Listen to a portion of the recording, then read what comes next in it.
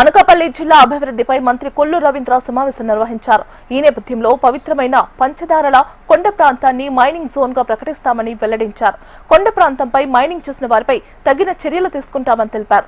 దీనిపై అనకాపల్లి జిల్లాలో ఉన్న ఎమ్మెల్యేలతో కలిసి కీలకమైన నిర్ణయం తీసుకున్నామన్నారు. అలాగే ప్రభుత్వం దృష్టికి కూడా తీసుకెళ్తామని స్పష్టం చేశారు. లాస్ట్ డిఆర్సీ మీటింగ్ లోనే శాసనసభ్యులందరూ కూడా ఏకగ్రీవంగా తీర్మానించుకున్నాం. అక్కడ ఎటువంటి యాక్టివిటీ జరగడానికి వీలు లేదని చెప్పి ఆ రోజు తీర్మానం చేసుకోవడం కూడా జరిగింది. దాని తర్వాత అంతకుముందు 2023లో ఉన్నటువంటి అప్లికేషన్ ఆధారంగా వాళ్ళు ఏదో ఎన్ఓసి తెచ్చుకున్నట్టుగా అది ఈ పరిధిలోకి రాదని చెప్పి వాళ్ళు ఇచ్చారని చెప్పి తెలుస్తుంది. కాబట్టి ఇమ్మీడియట్గా అక్కడ జరిగినటువంటి పరిస్థితిని చూసిన తర్వాత కలెక్టర్ గారికి వెళ్ళిన వెంటనే వారు రద్దు చేయడం జరిగింది. ఈరోజు అందరం కలిసి ఒక ఆలోచన కూడా చేశాం.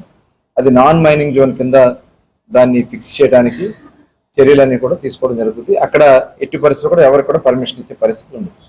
అక్కడ ఉన్నటువంటి ఆలయానికి కానీ ఆ పంచదారుల యొక్క ప్రాముఖ్యతను కాపాడాల్సినటువంటి బాధ్యత ఉంది. ఆ బాధ్యత మేము అందరూ కూడా తీసుకుంటాం. అతని నైజం ఎట్లా ఉందనేది ఇప్పుడు అక్కడ ఆయన మాట్లాడుతున్నాడు.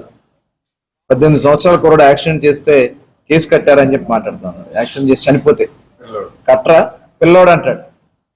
లేదంటే విజయవాడలో సాయి కృష్ణ అని చెప్పి అతను హత్యలు చేశాడు, మానభంగాలు చేశాడు, చాలా రకాలైన అసాంఘిక కార్యక్రమాలు చేశాడు, అనేక కేసులు ఉన్నాయి. అతనేదో చిన్నపిల్లాడు 23 సంవత్సరాలు దానికే కేసులు కట్టేస్తారా అని చెప్పి మాట్లాడుతూ ఉంటే ఎక్కడికి పోతా ఉంది?